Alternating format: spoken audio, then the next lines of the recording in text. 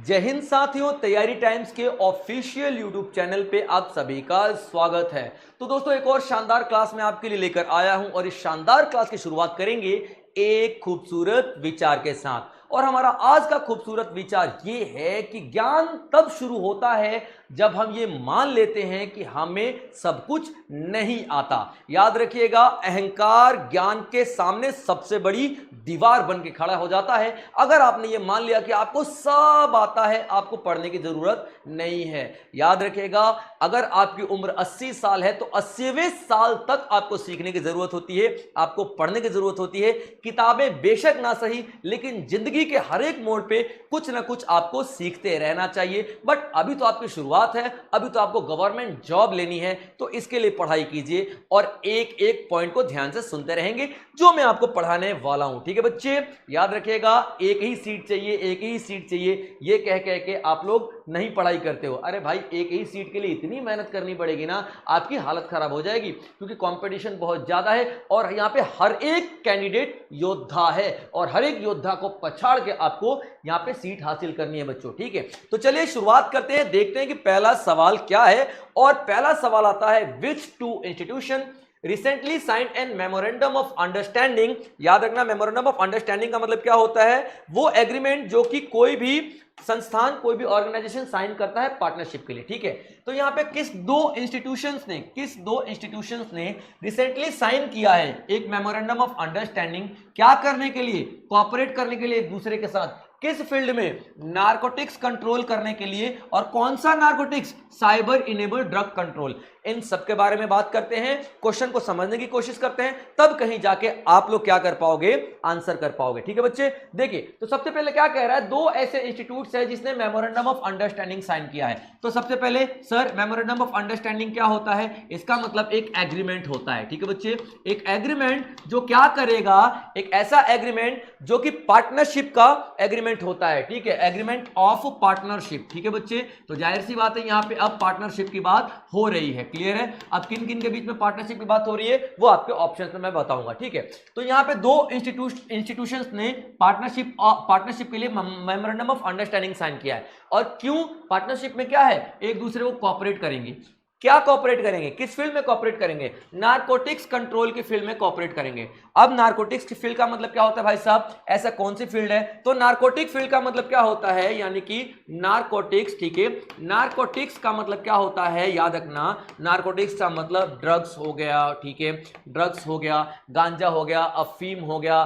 ठीक है, इस तरीके की नशीली चीजें, उनको हम लोग क्या बोलते हैं? नारकोटिक्स बोलते हैं। ठीक है, तो यहां पे नारकोटिक्स नारकोटिक्स कंट्रोल करने के लिए दो ऑर्गेनाइजेशन ने साथ में हाथ मिलाया है। ठीक है, नारकोटिक्स कंट्रोल, यानी कि इन शॉर्ट बोला जाए तो ड्रग्स कंट्रोल में यहां पे लिख लेता हूं। ठीक है बच्चों, ड्रग्स कंट्रोल। ठीक है, नारकोटिक्स क्या करता है? Drugs control. और ड्रग्स का मतलब क्या होता है? ड्रग्स की स्मगलिंग को रोकता है, ये ड्रग्स की स्मगलिंग को रोकता है। ठीक है, ड्रग्स के यूज को रोकता है। कौन रोकता है? नारकोटिक्स। ठीक है बच्चे, याद रखना, नारकोटिक्स डिपार्टमेंट रोकता है। तो नारकोटिक्स यानी ड्रग्स वगैरह का कंट्रोल करेंगे हम लोग। ठीक है, और किस तरीके का drugs? Cyber enabled drug crime. अब ये समझने की जरूरत है। ठीक है, साइबर इनेबल्ड ड्रग्स क्राइम क्या होता है सर? ठीक है, तो साइबर इनेबल्ड ड्रग क्राइम क्या होता है, यानी कि देखो, ड्रग क्राइम तो आपको समझ में आ रहा है। ठीक है, कि भैया ड्रग्स से रिलेटेड क्राइम। साइबर इनेबल्ड का मतलब क्या होता है? एक यहां पे डार्क नेट नाम का कॉन्सेप्ट आता है। कौन सा? डार्क नेट नाम का कॉन्सेप्ट आता है। तो डार्क नेट के जरिए ड्रग्स की डीलिंग होती है। अब भाई, ड्रग्स यूं थोड़ी कि कोई भी बंदा जाके चाय पत्ती की तरह बेच देगा, नहीं। ड्रग्स के लिए प्रॉपर सिस्टमेटिक तरीका होता है। पुलिस से कैसे बचना है, नारकोटिक्स डिपार्टमेंट से कैसे बचना है, सीबीआई से कैसे बचना है, खुफिया एजेंसियों से कैसे बचना है। ठीक है, तो ड्रग्स को जो डील किया जा रहा है ना आज की डेट में, वो डार्क नेट के जरिए किया जा रहा है। अब डार्क नेट क्या है? एक ऐसा ऑनलाइन प्लेटफॉर्म है, या फिर एक ऐसा ऑनलाइन, आप यूं कह लो, वेबसाइट है। ठीक है, एक ऑनलाइन वेबसाइट है जो कि किस में नहीं आता? जो कि सर्च इंजन में नहीं आता है। सर्च इंजन जैसे कि गूगल वगैरह होगा, उसमें नहीं आएगा। ठीक है, नहीं आता। अब समझ में आया? अब देखिए, ये सर्च इंजन में आएगा ही नहीं।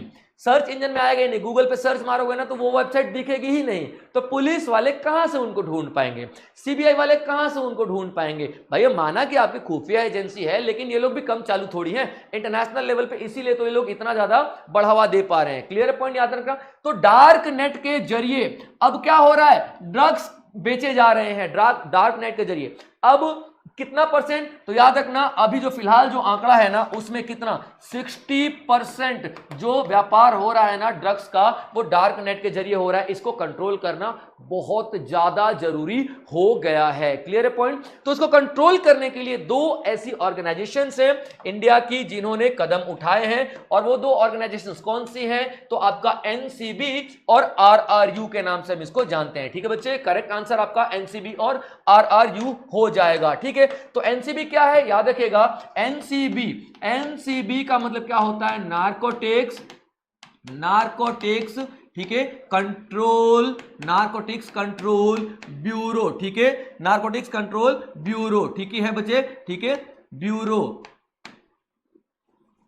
Narcotics control bureau. ठीक है ब्यूरो, ये आपका क्या होता है एनसीबी। कब बनाया गया था, 1986 में बनाया गया था। यानी ड्रग्स वगैरह का जो यहाँ पे यूज किया जाता है उसके इस्तेमाल को कम करने के लिए। ठीक है बच्चे, उसके इस्तेमाल को हम लोग क्या करते हैं यहाँ पे कम करने के लिए नारकोटिक्स डिपार्टमेंट स्टार्ट किया गया था। ठीक है, चलिए अब इसमें साथ दे रहा कौन, आरआरयू यानी कि राष्ट्रीय यूनिवर्सिटी। ठीक है बच्चे, आरआरयू का मतलब क्या होता है, राष्ट्रीय रक्षा यूनिवर्सिटी। ठीक है, राष्ट्रीय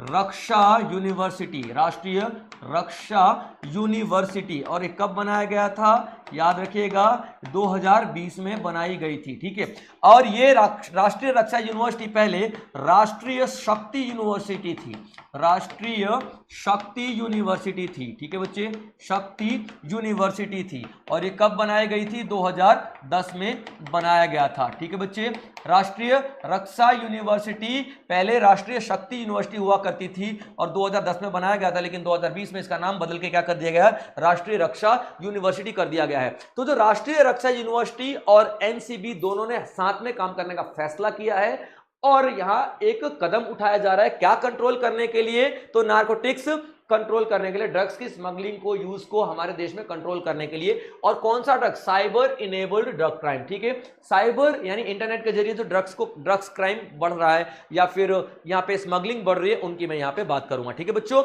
चलिए आगे देखते हैं अगला सवाल क्या आता है आपका। अगला क्वेश्चन आता है बच्चे, who inaugurates the first commercial electric truck battery swapping and charging station. यहां पे देखिए एक इनॉग्रेशन की बात हो रही है, एक उद्घाटन की बात हो रही है। तो उद्घाटन किसने किया है, ये सवाल है। और किस चीज का उद्घाटन, इंडिया का first commercial electric truck battery swapping and charging station. ठीक है बच्चे, तो क्या हो रहा है, पहले देखिए, पहले आप लोगों ने देखा होगा कि आप लोग ई रिक्शा देखा, आप लोगों ने पहले ई रिक्शा देखा आप लोगों, फिर ई बाइक देखी आप लोगों ने, ठीक है, फिर ई कार देखा यानी इलेक्ट्रिक कार देखे, यानी इलेक्ट्रिसिटी से चलने वाली ये सारे के सारे व्हीकल देखे। इनको हम लोग इलेक्ट्रिक व्हीकल यानी ईवीज के नाम से हम लोग जानते हैं। ठीक है बच्चे, याद रख लेना, ईवीज के नाम से जानते हैं। अब भारत ने अपना लक्ष्य क्या रखा था, टारगेट क्या रखा था कि 2030 तक जाते जाते हमारे जितने भी इलेक्ट्रिक व्हीकल्स है ना उसमें 50% इलेक्ट्रिक व्हीकल होंगे। ठीक है, जितने भी हमारे व्हीकल है ना 2030 तक जाते जाते, ये क्या टारगेट था हमारा ईवी से रिलेटेड, ठीक है, कि 2030 तक जाते जाते 50% ऑफ व्हीकल जो होंगे ना, 50% और जो व्हीकल होंगे वो हमारे इलेक्ट्रिक व्हीकल्स होंगे। क्लियर है, ये हमने टारगेट ऐसा रखा हुआ है। तो जाहिर सी बात है इलेक्ट्रिक व्हीकल को बढ़ावा देने की जरूरत है। तो आपने ई रिक्शा देखा, ई बाइक देखा, ई कार देखा, अब आप लोग क्या देखोगे, ई ट्रक देखोगे। क्या देखोगे, ई ट्रक। तो भारत ने ई ट्रक भी लॉन्च कर दिया है। लेकिन ट्रक की सबसे बड़ी समस्या क्या है, अब देखिए बाइक जो हमारी इलेक्ट्रिक बाइक है उसको चार्ज करने में 2-2 घंटे लग जाते हैं, तो ट्रक में तो इतने बड़े बड़े बैटरी है भाई साहब, उसको चार्ज करने में तो 20-20, 25-25 घंटे लग जाएंगे। तो अगर ट्रक, ई ट्रक का मतलब क्या होता है, और कॉमर्शियल ट्रक की बात करें, कॉमर्शियल ट्रक का मतलब क्या होता है, जो लंबी लंबी डिस्टेंस पे जाते हैं, लंबी लंबी दूरी तय करते हैं। यहां पे आपका बेंगलोर से निकल गए झारखंड से निकल गए महाराष्ट्र से निकल गए पूरी उड़ीसा, तो लंबे लंबे डिस्टेंस तय करने वाले ट्रक होंगे, उनमें अगर बैटरी बीच में खत्म हो गई तो समस्या आ जाएगी। अब कितना देर चार्ज करेगा, 20-25 घंटे चार्ज करेगा, तब तो ट्रक दोबारा चलेगा ना। इसके लिए क्या किया गया है, स्वैपेबल बैटरी लगाई गई है। क्या, स्वैपेबल बैटरी लगाई गई है। अब ये स्वैपेबल बैटरी क्या होता है, ठीक है, बताते हैं आपको स्वैपेबल बैटरी क्या होता है, याद रखना। तो जो स्वैपेबल बैटरी है ना बच्चे, वो होती है जो कि एक्सचेंज हो सके, एक बैटरी निकाला एक बैटरी लगाया, ठीक है, एक्सचेंज हो सके, ठीक है, can be exchange, can be exchange, clear point, हम लोग एक्सचेंज कर सके वो वाली बैटरी हो सके, एक बैटरी निकाली दूसरी बैटरी लगाई, उसको स्वैपेबल बोलते हैं, ठीक है। तो एक बैटरी जब हम निकालेंगे तो दूसरी चार्ज में भी तो लगाएंगे ना भाई साहब, ठीक है, तो चार्जिंग स्टेशन बनाने पड़ेंगे, ठीक है। तो ट्रकों के लिए इतने बड़े बड़े बैटरी चार्ज करने के लिए चार्जिंग स्टेशंस बनाए गए हैं और स्वैपेबल स्टेशन बनाए गए हैं, यानी कि एक ऐसा स्टेशन बनाया गया है जहां पे बैटरी को स्वैप किया जा सके, एक्सचेंज किया जा सके, और उन जो स्वैप की बैटरी को चार्ज भी किया जा सके, ऐसा स्टेशन बनाया गया, ठीक है। ये पहली बार ऐसा हुआ, उसका उद्घाटन किसने किया है, तो नितिन गडकरी ने किया है, क्लियर अपन बच्चे। तो नितिन गडकरी ने यहां पे उद्घाटन किया है इंडिया के पहले commercial electric truck battery swapping and charging station, ठीक है। क्या नाम है इनका, नितिन गडकरी नाम है, ठीक है, नितिन गडकरी नाम है। और ये कौन जनाब है, ये हमारे ट्रांसपोर्ट मिनिस्टर हैं, ठीक है, ये हमारे ट्रांसपोर्ट मिनिस्टर हैं, यानी कि हमारे रोड वगैरह सब यही देखते हैं, क्लियर अपन बच्चे। तो इन्होंने इनॉग्रेट यहां पे किया हुआ है, ये पॉइंट को आप लोग ध्यान में रखेंगे, ठीक है। लेकिन किया तो है, ठीक है सर, कहां पे किया है, सवाल बहुत पूछा जाता है किस जगह पे किया गया है, याद रखना। तो ये जो किया है इन्होंने पहला इनॉग्रेशन, वो किया है दिल्ली, कहां पे किया है, इन्होंने किया है दिल्ली, दिल्ली का जो आपका दिल्ली और सोनीपत के पास एरिया है। अगर सवाल में आता है तो आप दिल्ली ही लिखोगे, मैं सोनीपत के पास इसलिए बोल रहा हूं क्योंकि कहीं ना कहीं ये बॉर्डर पे सोनीपत, कई बार मैंने जब न्यूज पढ़ रहा था तो सोनीपत और दिल्ली के बॉर्डर पे इसको बनाया गया है पहली बार, लेकिन दिल्ली वाले बाउंड्री में है तो आप लोग यहाँ पे दिल्ली ही लिखोगे, क्लियर पॉइंट बच्चे, यहाँ पे याद रखना। तो ये क्या है, Delhi international cargo, Delhi international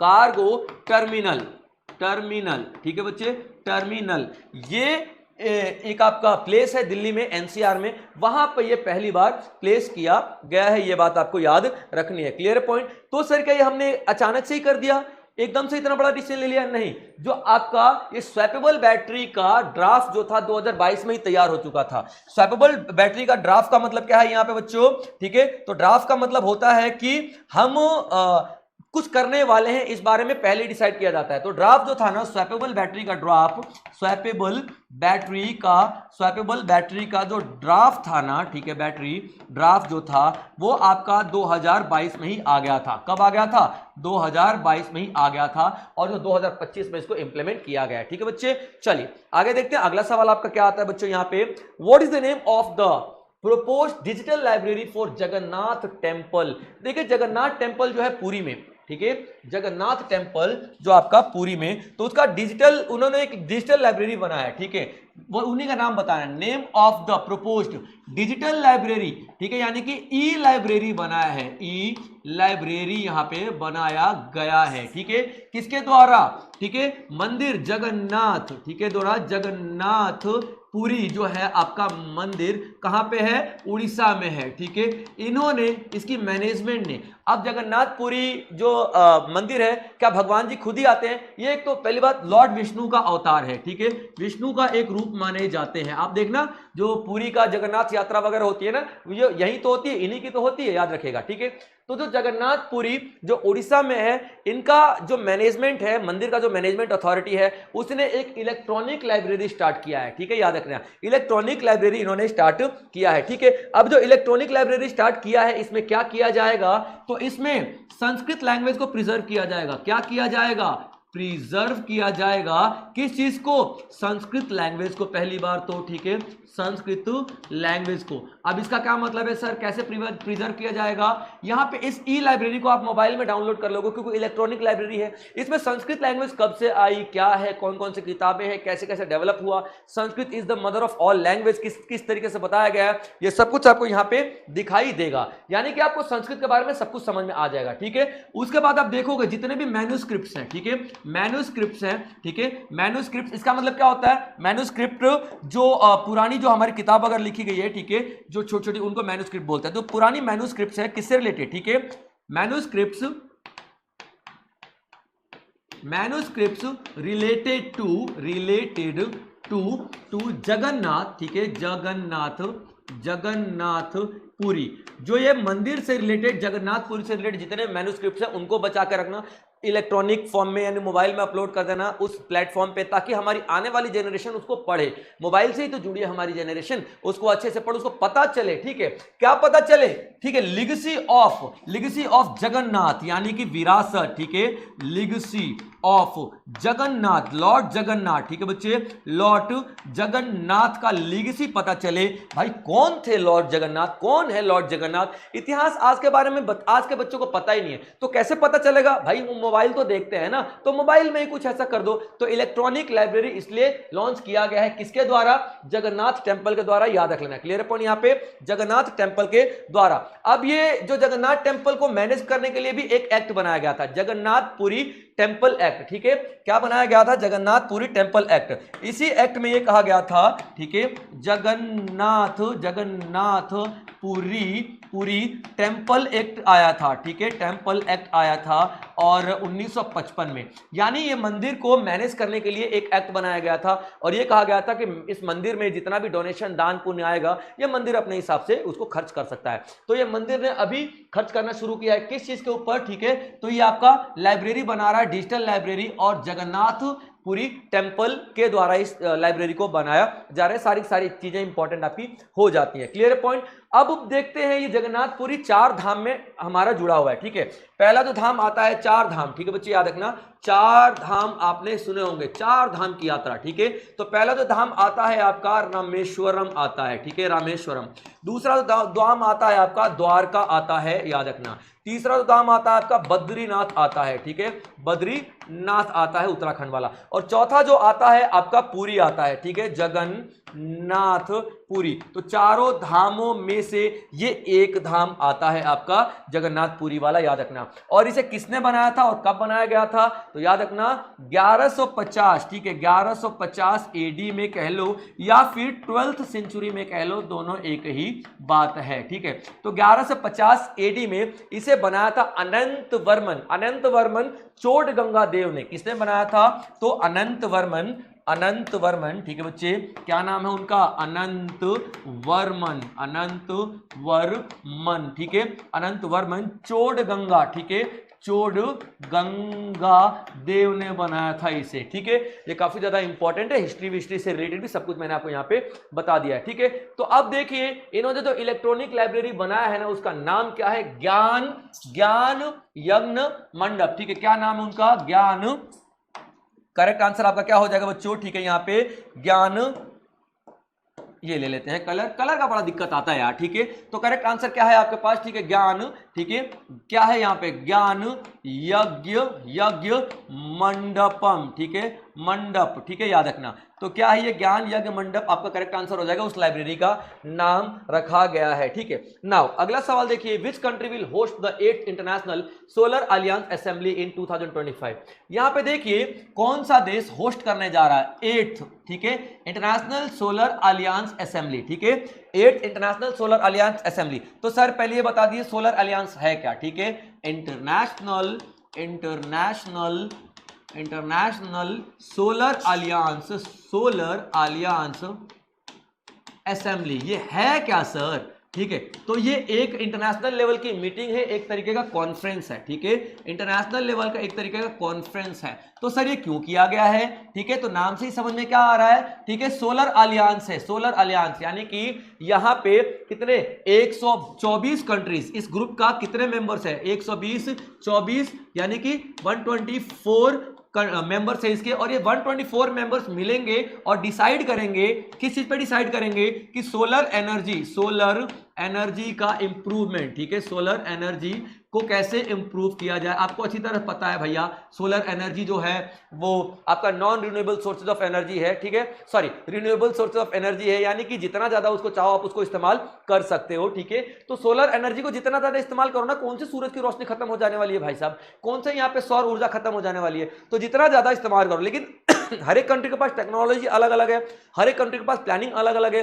हर एक कंट्री के फ्यूचर को अलग अलग तरीके से डिसाइड किया गया है। तो सारे की सारी कंट्रीज यहां पे मिलेंगी, ठीक है, और डिसाइड करेंगी कि भाई तुमने सोलर एनर्जी के फील्ड में क्या किया है, तो सर मैंने तो यह चीज अपनाया, मैंने वो चीज अपनाया, सब अपनी अपनी टेक्नोलॉजी को यहां पे शेयर करने की कोशिश करेंगे। और जब शेयर करने की कोशिश करेंगे तो डेफिनेटली जो रिजल्ट निकलेगा, आउटकम निकलेगा, that will be very best. ठीक है बच्चे, तो सोलर एनर्जी इंप्रूव करने के लिए, ठीक है, फ्यूचर को प्लान करने के लिए, ठीक है, फ्यूचर प्लान करने के लिए यहां पे क्या एक मीटिंग बुलाई गई है जिसको क्या बोलता है, 8th international solar alliance. Clear point बच्चे, यहां पे याद रख लेना 8th इंटरनेशनल सोलर अलियंस के हम लोग यहां बात करने वाले हैं। ठीक है, अब ये कौन यहां पे होस्ट करने वाला है, इंडिया होस्ट करने वाला है। ठीक है, याद रखना। तो सर ये इंडिया होस्ट करेगा तो कहां पे होस्ट करेगा, वेन्यू इंपॉर्टेंट हो जाता है, तो दिल्ली में होस्ट करेगा। ठीक है बच्चों, दिल्ली में होस्ट करेगा, और दिल्ली में जो बिल्डिंग है ना वो भारत मंडपम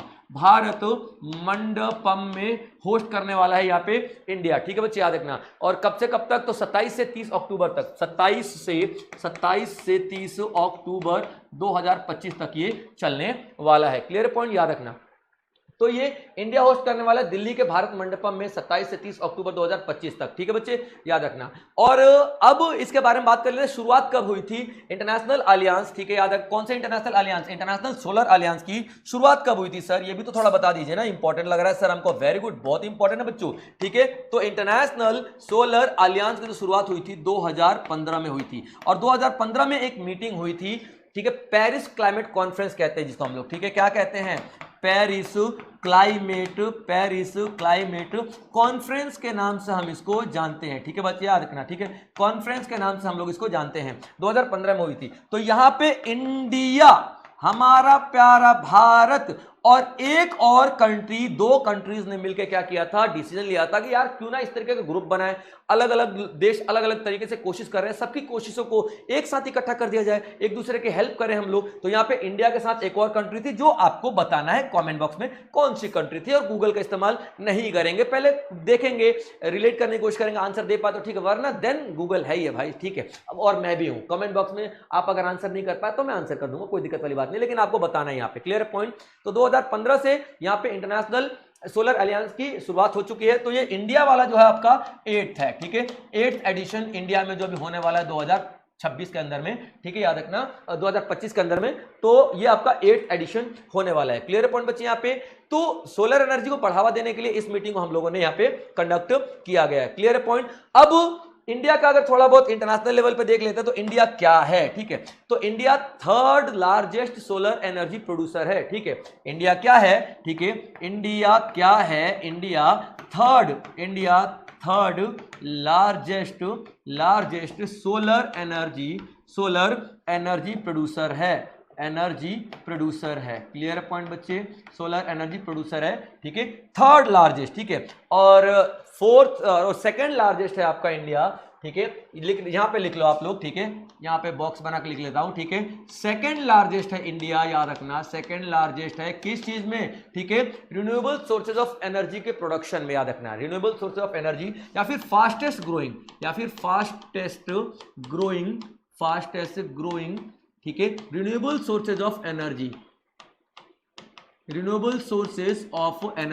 यानी कि 2nd रैंक पे हम लोग जितने भी सोलर एनर्जी हो गया, थर्मल एनर्जी हो गया, हाइड्रो इलेक्ट्रिसिटी, जो कि बार बार रिन्यू हो सकते हैं, उस एनर्जी के ग्रोथ में हम लोग 2nd रैंक पे हैं, और 3rd रैंक पे हम लोग जितना सोलर एनर्जी की प्रोडक्शन में 3rd रैंक पे हम लोग पहुंच चुके हैं। क्लियर पॉइंट बच्चे, यहाँ पे याद रखना, सारी की सारी चीजें आपके लिए इंपॉर्टेंट हो जाती हैं। Now next question, where was the national workshop on Naksha program held in October 2025। यहां पे देखिए एक प्रोग्राम लॉन्च किया गया है, नक्शा। ठीक है, नक्शा प्रोग्राम लॉन्च किया गया है, तो ये कहां पे हुआ ये आपको बताना है, नक्शा प्रोग्राम। ठीक है बच्चे, तो नक्शा प्रोग्राम होता क्या है, नाम से समझ में आ रहा है। ठीक है, नक्शा। ठीक है, नक्शा का मतलब क्या होता है, मैप, लेकिन यहां पर मैप इसका नाम मतलब नहीं है। ठीक है, रिलेटेड टू तो मैप ही है, लेकिन इसका नाम मैप नहीं है, याद रख लेना। ठीक है, ये एक प्रोग्राम है जो कि नक्शा प्रोग्राम है, जो कि चलाया जा रहा है भारत सरकार के द्वारा। तो किस तरीके का प्रोग्राम है जरा हम लोग ये देख लेते हैं। ठीक है बच्चे, तो नक्शा का फुल फॉर्म क्या होता है, नेशनल नॉलेज फॉर। ठीक है बच्चे, याद रखना क्या होता है, नेशनल, नाम से ही समझ में आ जाएगा बच्चों आप लोग को। ठीक है, नेशनल नॉलेज, ठीक है, फॉर। ठीक है, यहां बात करें national knowledge for sustainable sustainable housing, ठीक है, हाउसिंग एंड आर्किटेक्ट, ठीक है बच्चे, आर्किटेक्ट। अब इसका आर्किटेक्चर, अब इसका क्या मतलब होता है, ठीक है, इसका मतलब ये होता है कि ये एक नक्शा ऐसा प्रोग्राम है जो कि लैंड रिकॉर्ड मेंटेन करेगा, ठीक है। नक्शा क्या करेगा, लैंड रिकॉर्ड मेंटेन करेगा, ठीक है, लैंड रिकॉर्ड मेंटेन करेगा। तो सर क्या लैंड रिकॉर्ड अभी नहीं मेंटेन होता, बिल्कुल होता है बच्चों, ठीक है। तो लेकिन लैंड रिकॉर्ड डिजिटली मेंटेन करेगा, ठीक है, क्या है ये, लैंड रिकॉर्ड डिजिटली मेंटेन करके रखेगा, ठीक है। अब डिजिटली क्यों मेंटेन करेंगे सर, यहां पे देखिए हमारे लैंड डिस्प्यूट्स बहुत ज्यादा होते हैं भारत में, जमीन जायदाद को लेकर के इतने झगड़े जो निपटते ही नहीं भाई साहब। तो इंडिया ने क्या किया है, यहां पे एक प्रोग्राम लॉन्च कर दिया नक्शा, ठीक है। अब उसमें क्या पढ़ाया जाएगा, ठीक है, अच्छा ये डिजिटल रिकॉर्ड मेंटेन किया जाएगा, ठीक है, लैंड रिकॉर्ड मेंटेन किया जाएगा, डिजिटली मेंटेन किया जाएगा, क्लियर पॉइंट याद रखना, डिजिटली मेंटेन किया जाएगा। और कैसे डिजिटली मेंटेन कर पाओगे आप, ऐसी कौन सी टेक्नोलॉजी इस्तेमाल करने वाले हो, ठीक है, याद रखना। तो ग्लोबल नेविगेशन सैटेलाइट सिस्टम, ठीक है, हम यहां पे ग्लोबल नेविगेशन सैटेलाइट सिस्टम, ठीक है, सैटेलाइट सिस्टम, ठीक है, हम लोग यूज करेंगे, ठीक है, याद रखना, यानी कि GNSS हम लोग इस्तेमाल करने वाले हैं। अब ये क्या, कौन सा सिस्टम है जो कि ऊपर से सैटेलाइट के जरिए हमें मैप, नक्शा वगैरह बताता है। तो यहां पे क्या किया गया है, इसी चीज की पढ़ाई करने के लिए 2 दिन का एक प्रोग्राम लॉन्च किया गया था। इसी चीज की पढ़ाई करने के लिए क्या किया गया, यहां पे 2 दिन का एक प्रोग्राम लॉन्च किया गया है, ठीक है बच्चे, 2 दिन का 2 डेज प्रोग्राम यहां पर लॉन्च किया गया है, ठीक है, याद रखना। और ये प्रोग्राम कहां पे लॉन्च किया गया है, तो मसूरी में लॉन्च किया गया है और लबासना में लॉन्च किया गया है। क्लियर पॉइंट, यहां पे लबासना मसूरी में लॉन्च किया गया है, ठीक है बच्चे, याद रखना, मसूरी यानी कि उत्तराखंड, ठीक है, उत्तराखंड में लॉन्च किया गया है। अब यहां पे क्या किया जाएगा, जो ऑफिसर्स होने वाले हैं ना, जो ऑफिसर्स की ट्रेनिंग चल रही है ना, उन्हें ट्रेनिंग दी जाएगी कैसे डिजिटली लैंड रिकॉर्ड को मेंटेन करना है, कैसे आप लोगों को डिजिटल रिकॉर्ड रखना है, ताकि जमीन से जुड़े जो झगड़े हैं वो निपट जाएं और जमीन से जुड़े रियल ऑनरशिप मिल जाए, ठीक है, याद रखना। जो रियल, इसका मतलब क्या है, तो रियल लैंड ऑनरशिप का पता चल सके, रियल लैंड ऑनरशिप का पता चल सके। क्लियर पॉइंट, यहां पे रियल लैंड ऑनरशिप का मतलब क्या होता है, अब आपको पता चल जाएगा, इस प्रोग्राम में यह सिखाया जाएगा कि उस जमीन का मालिक कौन है, आप डिजिटली रिकॉर्ड मेंटेन करो, ठीक है, उस जमीन का मालिक कौन है, आप डिजिटली रिकॉर्ड मेंटेन करो। तो देखो रिकॉर्ड तो पहले भी मेंटेन होता था, लेकिन वो डिजिटल नहीं होता था, वो मैनुअल होता था। तो मैनुअल रिकॉर्ड में कहीं ना कहीं प्रॉब्लम आ ही जाती है। जैसे मैं जो रिकॉर्ड मेंटेन किया, मेरे बाद कोई ऐसा बंदा आ गया जो मेरी सीट पे बैठ गया, वो अलग मेथड अपनाएगा, वो अलग मेथड, या फिर इंडिया में एक और बंटवारा चलता है, खानगी बंटवारा। परदादा जी हैं हमारे, परदादा जी ने, ठीक है, हमारे 3 भाई दादा हैं, 4 भाई दादा हैं, परदादा ने उनको बोल दिया गया, वो चले गए, परदादा ऐसे चले गए बिना जमीन बांटे ही। अब 4 लोग 5 लोग लड़ाई कर रहे हैं, तो उन्हें आपस में बांट लिया, वो जमीन तेरा, वो खेत तेरा, वो बगीचा मेरा, ऐसे करके बांट लिया। उनके बच्चों ने भी ऐसे बांट लिया, लेकिन वास्तव में जमीन किसके नाम पे है, परदादा के नाम पे आज भी, और परदादा भी जीवित नहीं है। तो अब कैसे पता चलेगा कि उसकी जमीन कौन है, तो भैया एक बार रिसर्च मारो ऊपर से नीचे तक, परदादा से, फिर उनके 3-4 बच्चों से, फिर उनके पिताजी से, फिर आज की जनरेशन तक आओ, रिसर्च मारो और डिजिटल रिकॉर्ड मेंटेन करो। अब यानी कि आने वाले 50 साल बाद अब दिक्कत नहीं होनी चाहिए, क्योंकि डिजिटल रिकॉर्ड मेंटेन कर रहे हो आप। क्लियर पॉइंट बच्चे यहां पे। चलिए अगला देख लेते हैं सवाल, विच मिनिस्ट्री इंप्लीमेंट्स द ई नाम प्लेटफॉर्म इन इंडिया, ठीक है, यहां पे कौन सी मिनिस्ट्री जो है ई नाम प्लेटफॉर्म लॉन्च कर रही है। ई नाम प्लेटफॉर्म का मतलब क्या होता है, इलेक्ट्रॉनिक, ठीक है, ई नाम का मतलब क्या होता है, ठीक है, याद रखना, इलेक्ट्रॉनिक, ठीक है, नेशनल एग्रीकल्चर मिशन, ठीक है बच्चे, नॉट मिशन, मार्केट, ठीक है बच्चे, याद रखना। तो ई नाम बन गया ना, ठीक है, ई नाम। तो ये क्या है बच्चे, ये आपका 2016 में शुरू हुआ था, अप्रैल में, ठीक है, अप्रैल 2016 में इसको शुरू किया गया था। और क्यों शुरू किया गया था, टू एक्सपेंड, ठीक है, टू एक्सपेंड, क्या एक्सपेंड करने के लिए, यानी कि बढ़ाने के लिए, क्या बढ़ाने के लिए, तो यहां पे मार्केट, टू एक्सपेंड मार्केट, ठीक है, market for, to expand market for agricultural product, ठीक है,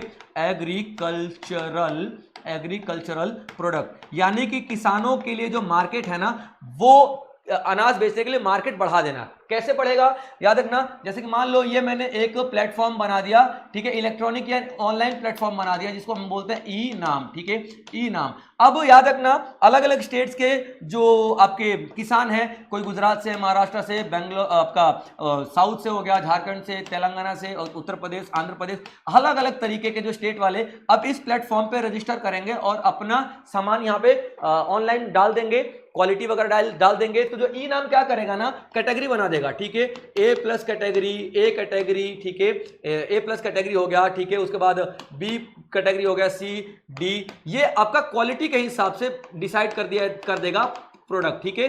अब यहां पे क्या होता है, गुजरात वाला भी है यहां पे, ठीक है, जो अपना सामान बेचना चाहता है, और महाराष्ट्र वाला भी है जो सामान खरीदना चाहता है, एग्रीकल्चर सामान खरीदना चाहता है, ठीक है।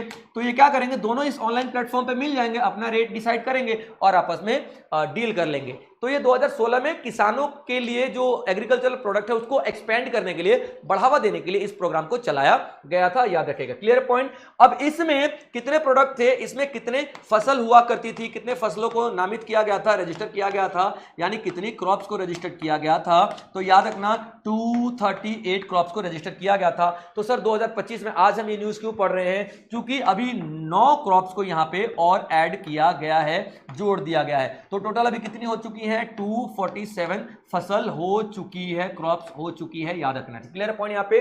तो अब जो बेचा जाएगा ना, वो कितनी क्रॉप्स बेची जाएंगी, कितनी क्रॉप्स इस प्लेटफॉर्म पे लिस्टेड हो चुकी हैं, तो 247। तो कौन सा मंत्रालय ने ये लॉन्च किया है, आपको ये बताना है। तो एग्रीकल्चर एंड फार्मर वेलफेयर मंत्रालय ने इसको लॉन्च किया है, क्लियर पॉइंट बच्चे यहां पे याद रखिएगा, ठीक है। चलिए आगे आते हैं, अगला सवाल, मेरा how Chongba festival is celebrated in which Indian state. यहां पे एक फेस्टिवल है, ठीक है, जिसका नाम क्या है, ठीक है, मेरा हाउ चोंगबा, ठीक है बच्चे, क्या है इसका नाम, मेरा हाउ चोंगबा, ठीक है बच्चे, क्या है ये, चोंगबा।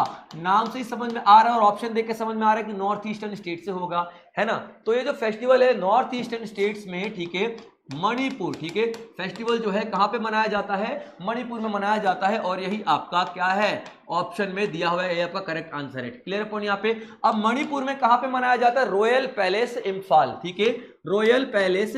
अब देखिए यहां पे रजवाड़े तो खत्म हो चुके हैं क्योंकि लोकतंत्र आ चुका है, लेकिन फिर भी जो राजा की परिवार है ना, वो जो महल वगैरह है ना, ठीक है, पुराने जो महल है उनको महत्व दिया जाता है। तो जो पुराने महल है ना इंफाल में, जिनको क्या बोलते हैं, रॉयल पैलेस इंफाल, वहीं पर इसको सेलिब्रेट किया जाता है। और क्यों किया जाता है, राजा को सम्मान देने के लिए, क्या, राजा को सम्मान देने के लिए, क्लियर पॉइंट यहां पे इसको किया जाता है, सेलिब्रेट किया जाता है राजा को सम्मान देने के लिए।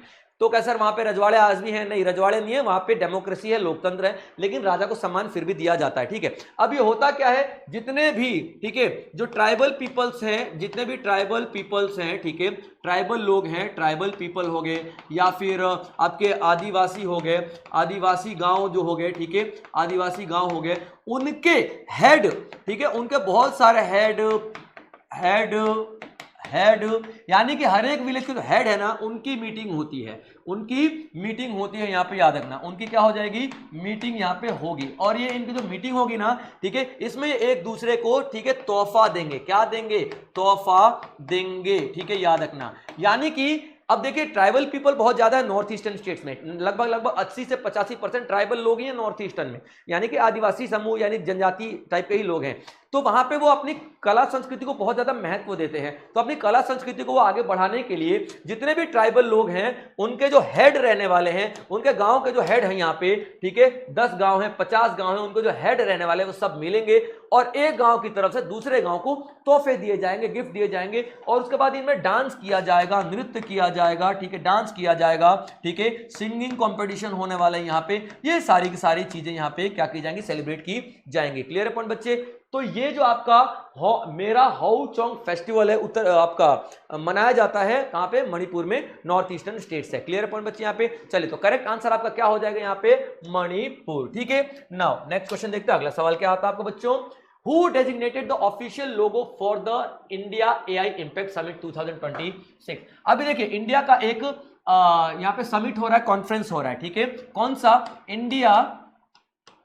इंडिया, ठीक है, AI summit, India AI impact summit, India AI impact summit. Clear point, यहाँ पे एक सम्मेलन हो रहा है, ठीक है, याद रखना, एक ऐसा सम्मेलन हो रहा है। और कैसा सम्मेलन है, इसमें क्या डिस्कस किया जाएगा, ठीक है, तो एआई को डिस्कस किया जाएगा, एआई को डिस्कस किया जाएगा, यानी कि हम एआई का इस्तेमाल कैसे कर सकते हैं और बेहतर तरीके से, ठीक है।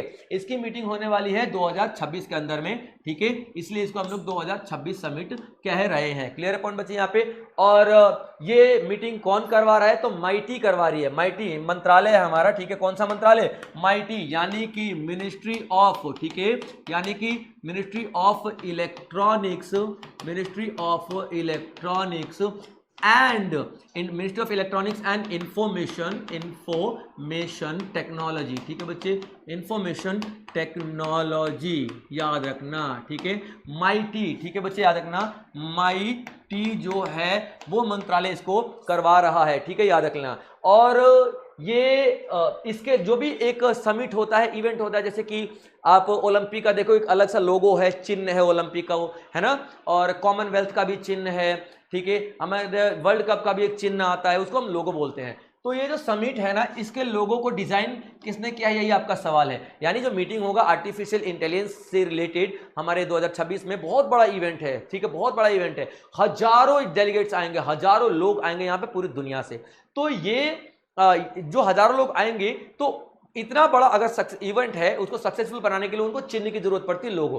तो लोगो बनाने के लिए एक वो आपका ऑनलाइन प्लेटफॉर्म है, ठीक है, माई गवर्नमेंट, ठीक है बच्चे, माई गवर्नमेंट एक ऑनलाइन प्लेटफॉर्म है, यहाँ पे ऑनलाइन पोर्टल है माई गवर्नमेंट, याद रखना, माई गवर्नमेंट जो ऑनलाइन पोर्टल है, इसके ऊपर मई जून में ही, ठीक है, मई और जून में ही क्या हो गया था, कॉन्टेस्ट शुरू कर दिया गया था, प्रतियोगिता शुरू किया गया था, लोगो बनाने का प्रतियोगिता, ठीक है, लोगो बनाने की प्रतियोगिता शुरू कर दी गई थी, बनाने का कंपटीशन या फिर कॉन्टेस्ट शुरू कर दिया गया था। तो टोटल कितने लोगो आए थे, 599 लोगो आए थे, जिसमें से एक लोगो हमको डिसाइड करना पड़ा, ठीक है। तो जो लोगो हमने डिसाइड किया था ना, वो किसका है, अजीत पी सुरेश का है, ठीक है, याद रखना, जो लोगो डिसाइड किया हमने वो किसका है, ठीक है, अजीत पी सुरेश का लोगो है जो डिसाइड हुआ है। क्लियर है बच्चे, यहाँ पे याद रखना। तो ये जो आपका इंडिया एआई इम्पैक्ट समिट जो 2026 में होने वाला, उसका लोगो अजीत पी सुरेश ने डिसाइड किया है, उन्हीं का लोगो है, ठीक है। नाउ नेक्स्ट,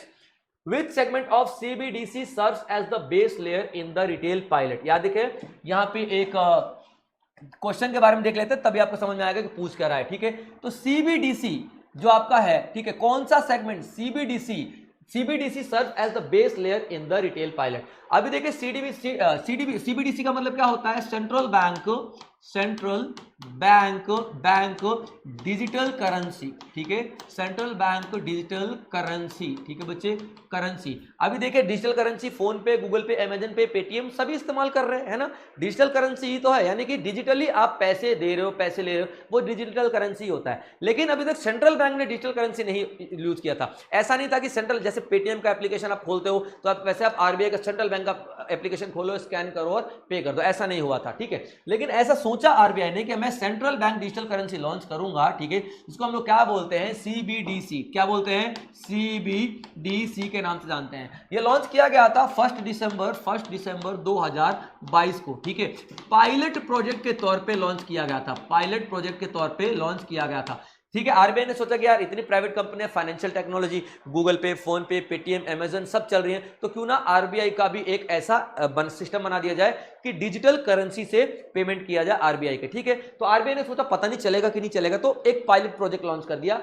यानी कि वो प्रोजेक्ट देखा जाएगा ट्रायल बेसिस पे, अगर सक्सेसफुल हो गया तो आगे कर देंगे, नहीं तो नहीं। तो जो पायलट प्रोजेक्ट लॉन्च किया गया था वो किया गया था 1 दिसंबर 2022 को, ठीक है, और सिर्फ होलसेल के लिए किया गया था, यानी कि जो थोक व्यापारी है ना, ट्रक के ट्रक सामान खरीदते होलसेल वाले, वही इसका इस्तेमाल कर सकते थे, ठीक है, होलसेल में इसको किया गया था, याद रखना, ठीक है, होलसेल में। और कितने बैंक, तो 9 बैंकों को परमिशन दी गई थी कि आप ये सेंट्रल बैंक डिजिटल करेंसी इस्तेमाल कर सकते हो, याद रख लेना। Clear point. लेकिन अब सवाल ये आता है कि अभी ये न्यूज में क्यों है, क्योंकि सरकार ने देखा कि रिटेल पायलट भी करके देख लेते हैं। रिटेल का मतलब क्या होता है, जो कस्टमर इस्तेमाल करते हैं।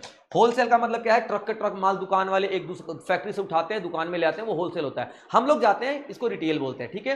तो ये तो सक्सेसफुल हो गया सेंट्रल बैंक वाला। तो अभी रिटेल में भी ये किया जा रहा है, याद रखना। तो रिटेल में भी पायलट प्रोजेक्ट लॉन्च किया जा रहा है, यानी कि अब एक ऐसा ही एप्लीकेशन लॉन्च हो जाएगा जैसे आप क्या बोलते हैं पेटीएम स्कैन करते हो, वैसे आरबीआई का भी एप्लीकेशन स्कैन करोगे। जैसे पेटीएम में चाय पी के पेमेंट करते हो 10 रुपए, वैसे इसमें भी आप चाय पी के 10 रुपए पेमेंट, 20 रुपए पेमेंट कर सकते हो, ठीक है। लेकिन इसका भी पायलट प्रोजेक्ट ही लॉन्च किया जा रहा है। अब देखते हैं कि आगे ये सक्सेसफुल होता है तो गवर्नमेंट हमेशा के लिए लगा देगी, वरना हमेशा के लिए नहीं लगाएगी। क्लियर पॉइंट बच्चे यहाँ पे याद रखेगा। तो अब ये होलसेल सेगमेंट इसका बेस है, यानी कि पहले तो होलसेल में किया गया था ना, वही आपका सवाल है, होलसेल सेगमेंट। तो आरबीआई सर अब कैसे काम करेगी, तो आरबीआई टोकेनाइजेशन सिस्टम लेके आएगी, टोकेनाइजेशन, ठीक है। आरबीआई क्या करेगी, टोकेनाइजेशन सिस्टम लेकर के आएगी, ठीक है, याद रखना, टोकेनाइजेशन सिस्टम लेकर के आएगी। अब टोकेनाइजेशन सिस्टम का मतलब क्या होता है, आरबीआई टोकन देगी, ठीक है। जैसे कि 100 रुपए इज इक्वल टू एक सेंट्रल बैंक डिजिटल करेंसी, यानी कि एक टोकन, ठीक है, याद रखना। उसके बाद जैसे मान लो 500 रुपए हो गए तो 5 सेंट्रल बैंक डिजिटल करेंसी, यानी कि 5 टोकन। यानी कि मुझे अगर 500 का सामान खरीदना है तो मैं अपने फोन से 5 टोकन ट्रांसफर कर दूंगा, जैसे कि हम लोग पेटीएम से 500 रुपए ट्रांसफर करेंगे, ठीक है। तो टोकनाइजेशन सिस्टम में काम करने वाला है। क्लियर पॉइंट बच्चे, यहाँ पे टोकनाइजेशन सिस्टम को आप लोग यहाँ पे ध्यान रखने वाले हो, ठीक है बच्चे। चलिए, अब आरबीआई इस तरीके से काम करेगा। आरबीआई के बारे में थोड़ा बहुत इंफॉर्मेशन और ले लेते हैं कि आरबीआई कब बनाया गया था, क्या बनाया गया था, ये सब कुछ, ठीक है। तो बच्चों आरबीआई बनाया गया था आरबीआई एक्ट, ठीक है, आरबीआई एक्ट आपका 1934 में। और इसी आरबीआई एक्ट का सेक्शन 22 जो है, सेक्शन 22 जो है इसी आरबीआई एक्ट का, ठीक है। ये जो आपका सेंट्रल बैंक डिजिटल करेंसी बता रहे हो ना, मैं बता रहा हूं, तो सेंट्रल जो आरबीआई एक्ट 1934 का सेक्शन 22 है ना, वो रेगुलेट करेगा इस पायलट प्रोजेक्ट को, ठीक है। आरबीआई बनाया कब गया था, 1 अप्रैल 1935 को बनाया गया था, ठीक है। और किसकी रिकमेंडेशन पे बनाया गया था, तो हिल्टन यंग कमीशन की रिकमेंडेशन पे बनाया गया था, हिल्टन यंग कमीशन, ठीक है। इसने रिकमेंड किया था कि भैया आरबीआई होना चाहिए, तो इस कमीशन की रिकमेंडेशन बनाया गया था। और आरबीआई को नेशनलाइज कब किया गया था, यानी राष्ट्रीयकरण कब किया गया था, नेशनलाइज कब किया गया था भाई, याद रख लेना, तो 1949 को, ठीक है, याद रखना। और 1 जनवरी डेट भी याद रख लेना। क्लियर अपन बच्चे। तो it's all about this question, which segment of CBDC यानी central bank digital currency serves as the base layer in the retail pilot. तो सबसे पहले क्या आया था, होलसेल सेगमेंट, तो correct answer will be your wholesale segment. Now next question is, who launched the Indian radio software architecture, ISRA। यानी देखो यहां पे बात क्या हो रही है, एक कम्युनिकेशन सिस्टम की बात हो रही है, ठीक है, एक communication system, Indian radio software architect, ठीक है, इंडियन रेडियो सॉफ्टवेयर, ठीक है, आर्किटेक्चर, ठीक है बच्चे, आर्किटेक्चर इंडियन सॉफ्टवेयर, इसका कौन सा वर्जन है, 1.0, ठीक है। यानी कि IRSA, ये क्या है आपका, IRSA 1.0 एक आपका कम्युनिकेशन सिस्टम है, ठीक है। रेडियो का नाम ही आ रहा है तो इसका मतलब कम्युनिकेशन सिस्टम है, ठीक है बच्चे, कम्युनिकेशन सिस्टम है, ठीक है। कम्युनिकेशन सिस्टम किस फील्ड में है, तो डिफेंस में है, ठीक है, इन डिफेंस फील्ड में, यानी कि हमारे जो सैनिक हैं वो कम्युनिकेट अच्छे से कर पाएं, पहाड़ों पे अच्छे से कम्युनिकेट कर पाएं, या फिर कहीं पर भी अच्छे से कम्युनिकेट कर पाएं, हमारी भाषा जो है, हमारी जो मैसेज हैं वो अच्छे से हमारे सीनियर्स तक पहुंच पाए, हमारे जवान तक पहुंच पाए। इसके लिए कम्युनिकेशन सिस्टम को अपग्रेड करने की कोशिश की गई है, ठीक है। तो इंडियन रेडियो सॉफ्टवेयर आर्किटेक्चर बनाया गया है, और ये किसने बनाया है, यही आपका सवाल है। तो बच्चों DRDO ने बनाया है, डिफेंस, ठीक है बच्चे, क्या है ये, डिफेंस रिसर्च डेवलपमेंट ऑर्गेनाइजेशन, ठीक है बच्चे, डेवलपमेंट ऑर्गेनाइजेशन, ठीक है बच्चे, इसने बनाया, ठीक है, याद रख लेना, ठीक है। तो क्या सर डिफेंस जो रिसर्च है उसी ने बनाया, DRDO नहीं बनाया, ठीक है, नहीं बच्चे, सिर्फ DRDO ने नहीं बनाया, ठीक है, यहाँ पे और भी ऑर्गेनाइजेशन शामिल है। ऑप्शन में DRDO था, इसलिए आपका करेक्ट आंसर क्या हो जाएगा, DRDO। Clear point. तो DRDO के अलावा और कौन कौन है सर, वो भी बता दीजिए। तो याद रखना, इंटीग्रेटेड डिफेंस स्टाफ, ठीक है, इंटीग्रेटेड डिफेंस स्टाफ जो है वो भी इन्वॉल्व है इसमें। उसके बाद आपका, ठीक है, इंडियन नेवी हो गया, इंडियन नेवी हो गया, यानी कि आपका नेवी जो है, उसके बाद आपका एयरफोर्स जो है, उसके बाद जो आपका इंडियन आर्मी जो है, ये सब ने मिलकर के इसको डेवलप किया हुआ है, याद रखना। Clear point? यानी कि जो आपका इंडियन रेडियो सॉफ्टवेयर आर्किटेक्चर है, किन किन ने मिलकर बनाया है? डीआरडीओ ने मिलकर बनाया है, और आपका इंटीग्रेटेड डिफेंस स्टाफ ने मिलकर बनाया है, इंडियन नेवी, एयरफोर्स और आर्मी सब ने मिलकर के बनाया हुआ है। Clear point? डीआरडीओ की बात कर लेते हैं तो डीआरडीओ 1958 में बनाया गया था। थोड़ा ऑप्शन की बात कर लेते हैं। मिनिस्ट्री ऑफ डिफेंस आपको पता है कौन है मिनिस्टर, जो हमारा डिफेंस मिनिस्टर, ठीक है, तो राजनाथ सिंह। ठीक है बच्चे, कौन है? राजनाथ सिंह की बात कर रहे हैं, राजनाथ सिंह है हमारे डिफेंस मिनिस्टर। ठीक है, सेकंड ऑप्शन डीआरडीओ में आप बता चुका हूं। इसरो कब बनाया गया था? तो 1969 में बनाया गया था। नीति आयोग आपका 1 जनवरी 2015 को बनाया गया था। ठीक है बच्चे, तो ये आपका ये क्वेश्चन पूरा हो जाता है। नाउ नेक्स्ट देखते हैं, रिसेंटली द सैकॉन centre for excellence is for. यहां पे देखिए एक सैकॉन सेंटर ऑफ एक्सीलेंस स्टार्ट किया गया है, वो क्यों स्टार्ट किया गया है ये सवाल है। तो सबसे पहले देखते हैं सेंटर ऑफ एक्सीलेंस क्या होता है। याद रखना, किसी भी चीज में बहुत ज्यादा अच्छा डिसीजन लेने की कोशिश की जाती है, या फिर अच्छा डेवलपमेंट करना है किसी भी चीज में, तो सेंटर ऑफ एक्सीलेंस यानी उस फील्ड में एक्सीलेंस कैसे हासिल किया जाए, उसके लिए सेंटर्स खोले जाते हैं। उसको रिसर्च सेंटर कह सकते हो आप लोग, ताकि अच्छा रिसर्च का बहुत अच्छा रिजल्ट हम लोग दे सके। ठीक है, तो यहां पे सेंटर ऑफ एक्सीलेंस जिसका नाम क्या है? सैकॉन। ठीक है, क्या नाम है? सैकॉन। सैकॉन सेंटर ऑफ एक्सीलेंस। ठीक है बच्चे, एक्सीलेंस, सेंटर ऑफ एक्सीलेंस है, और जिसका नाम क्या है? सैकॉन। ठीक है बच्चे, याद रख लेना। और सैकॉन का फुल फॉर्म क्या होता है ये भी याद रखो, ये भी इंपॉर्टेंट। ठीक है, क्या नाम है इसका? ठीक है, सलीम अली सेंटर, सलीम अली, ठीक है, centre for, Salim Ali centre for, ठीक है, ऑर्निथोलॉजी, ऑर्निथोलॉजी, ठीक है, ऑर्निथोलॉजी, ठीक है, and ornithology and natural history, ठीक है, एंड नेचुरल हिस्ट्री। ठीक है बच्चे, हिस्ट्री, ये देखिए ये आपका, ठीक है, सैकॉन का फुल फॉर्म है। तो ये एक सैकॉन सेंटर ऑफ एक्सीलेंस शुरू किया जा रहा है, यानी कि एक ऐसा डिपार्टमेंट शुरू किया जाएगा, ठीक है, जो कि रिसर्च करेगा। ठीक है, किस फील्ड में रिसर्च करेगा? याद रखना, ह्यूमन वाइल्ड लाइफ कॉन्फ्लिक्ट के ऊपर रिसर्च करेगा। इसका क्या मतलब है सर? आज की डेट में देखो, ह्यूमन बींग्स और वाइल्ड लाइफ एक दूसरे के दुश्मन हो चुके हैं। जानवर झुंड के झुंड खेतों में जाकर खेत बर्बाद कर देते हैं। इंसान गोली बारूद लेके जंगलों में पहुंच जाता है शिकार खेलने के लिए, उनके स्किन बेचने के लिए, उनके दांत बेचने के लिए, उनकी अलग अलग बॉडी पार्ट्स बेचने के लिए। तो दोनों एक दूसरे के दुश्मन बन चुके हैं। तो भैया इसको सॉल्व करने की जरूरत है डेफिनेटली। तो इसी फील्ड में कैसे सॉल्व किया जाएगा, इसके लिए रिसर्च करना पड़ेगा। ठीक है, इसके लिए रिसर्च करना पड़ेगा, इनोवेशंस करनी पड़ेंगी। ठीक है, यहाँ पे और बहुत सारे प्रैक्टिकली हमको बहुत सारी चीज करके देखनी पड़ेंगी। तो रिसर्च वगैरह करने के लिए क्या बनाया गया सेंटर ऑफ एक्सीलेंस? वो ये देखेंगी कि रीजन क्या है ह्यूमन वाइल्ड लाइफ का, रीजन क्या है, कारण क्या है कि ह्यूमन और वाइल्ड लाइफ एक दूसरे के दुश्मन हो चुके हैं। ऐसी क्या वजह है भाई? ठीक है, कि इंसान उनके एरिया में घुस रहा है, और चलो इंसान उनके एरिया में घुस रहा है तो समझ में आ रहा है भाई, ठीक है, क्योंकि भाई तुम जंगल में घुस रहे हो फल के लिए, लकड़ी के लिए, टिम्बर के लिए, और पेड़ वेड़ काट के खेती बाड़ी करना चाहते हो, फैक्ट्रियां लगाना चाहते हो, वो भी डेफिनेटली जो एरिया बहुत छोटा हो जाएगा जंगल का तो बाहर ही निकलेंगे ना। तो ऐसी कौन कौन सी समस्याएं हैं जिनको हम लोग सॉल्व कर सकते हैं, ताकि ये जो कॉन्फ्लिक्ट है ना, ये कॉन्फ्लिक्ट मतलब उसको सॉल्व किया जा सके। ठीक है बच्चे, तो याद रखना, तो एक सेकंड सेंटर बनाया गया है, और सेकंड का फुल फॉर्म क्या होता है? Salim Ali centre for the ornithology. Ornithology एक स्टडी होती है जिसमें हम लोग प्लांट्स और एनिमल्स की स्टडी करते हैं। ठीक है, याद रखना। एंड नेचुरल हिस्ट्री इसको हम लोग क्या बोलते हैं? सैकॉन के नाम से। ठीक है, और क्यों बनाया गया है? ताकि human wild life conflict research policy decide की जा सके, वो पॉलिसी जिससे कि ह्यूमन और वाइल्ड लाइफ के जो झगड़े हैं, जानवर और आदमी के झगड़े हैं, उनको सुलझाए जा सके। Clear point? और ये कहां पे किया गया है? तो देहरादून में किया गया है। ठीक है बच्चे, कहां पे किया गया है? तो देहरादून में किया गया है। देहरादून में क्यों किया गया है? क्योंकि यहाँ पे वाइल्ड लाइफ कंजर्वेशन वीक मनाया जा रहा है। क्या? वाइल्ड लाइफ कंजर्वेशन वीक मनाया गया था, कंजर्वेशन वीक। ठीक है बच्चे, वीक मनाया गया था, याद रखना, वाइल्ड लाइफ कंजर्वेशन वीक मनाया गया था। कहां पे? देहरादून में, देहरादून के अंदर में। ठीक है, तो वहीं पर ये डिसाइड किया गया था, सेंट्रल गवर्नमेंट ने डिसाइड किया, ठीक है, कि हम लोग भैया अब इनके कॉन्फ्लिक्ट को खत्म करने की पूरी कोशिश करने वाले हैं। क्लियर पॉइंट बच्चे यहाँ पे। और कोई भी इवेंट होता था उसका वेन्यू इंपॉर्टेंट हो जाता था। तो वीक सेलिब्रेट किया गया था वो कहां पे किया गया था? Indira Gandhi national forest academy. ठीक है, जो वेन्यू है वो क्या है? Indira Gandhi national forest academy. ठीक है बच्चे, वेन्यू, ठीक है, इंदिरा गांधी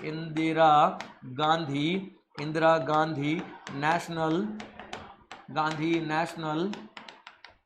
फॉरेस्ट एकेडमी। ठीक है बच्चे, फॉरेस्ट एकेडमी, ठीक है बच्चे, यहां पे सेलिब्रेट किया गया था। तो सारी इंफॉर्मेशन इंपॉर्टेंट मैंने आपको दे दी है बच्चों। ठीक है, तो आज के लिए इतना ही। मिलेंगे अगले सेशन में कुछ नए सवालों के साथ जो आपके एग्जाम्स के लिए बेहद जरूरी रहने वाले बच्चों। ठीक है, याद रखना, जोश जुनून सब जरूरी होता है। अगर आपको सिलेक्शन लेना है तो कंपटीशन बहुत बड़ा है, योद्धा बहुत ज्यादा हैं, उन योद्धाओं से आपको युद्ध लड़ना है जो कि 4-4, 5-5 साल से युद्ध की तैयारी कर रहे हैं एक सरकारी नौकरी पा लेने की। ठीक है बच्चों, तो आपको भी ऐसी तैयारी करती रहनी चाहिए। लेकिन मैं कोशिश करूंगा, मैं आपसे आग्रह करूंगा कि भैया इतनी तैयारी को दुरुस्त रखो कि 4-5 साल ना लगे, 1 साल के अंदर या फिर 6-7 महीने के अंदर आप लोग सिलेक्शन ले डालो। ठीक है, चलिए मिलेंगे अगले सेशन में, तब तक आप लोग अपना ध्यान रखेंगे बच्चों। जय हिंद।